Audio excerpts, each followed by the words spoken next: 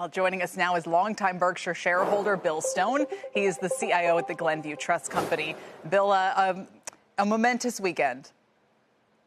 Yeah, really full of surprises, that's for sure. And what jumped out to you the most?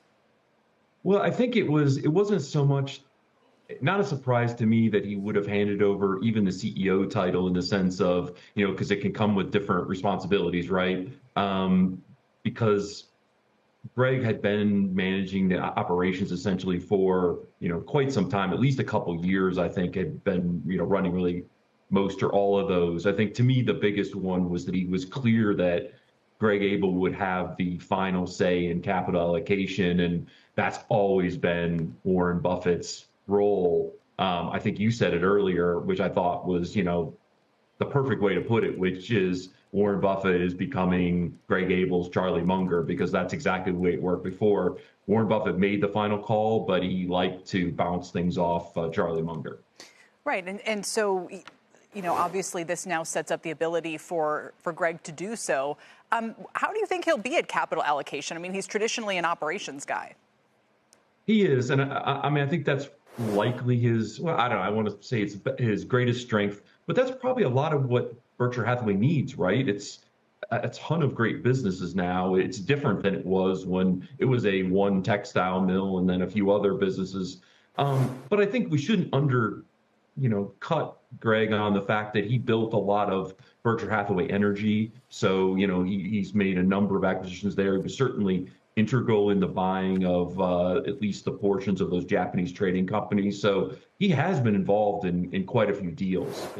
Again, you're going up against Warren Buffett, the greatest of all time. You're not going to have his track record. If he even comes close, I think Berkshire Hathaway shareholders will be absolutely fine and be happy. Right, and obviously much has been made of Berkshire's own change in strategy. Warren always, I think, jokes that Berkshire itself was the worst decision he ever made, and that over the years they went from buying cigarette butt companies to buying great companies at good prices, and Apple being the poster child of that. We were just showing the shares, which again are down today. They've had a little bit of a rougher stretch here amid tariffs, but he said something to the effect of Tim Cook has made more money for Berkshire than Warren has.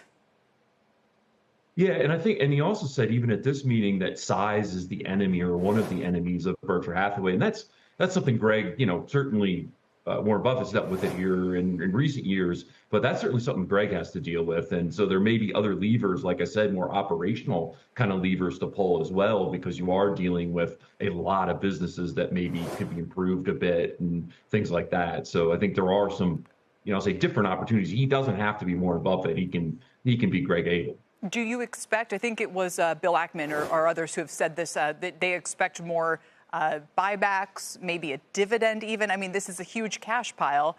And understandably, like you said, there's going to be great buying opportunities at some point. But are those options for returning capital to shareholders something you think become more and more Berkshire, something that Berkshire leans on?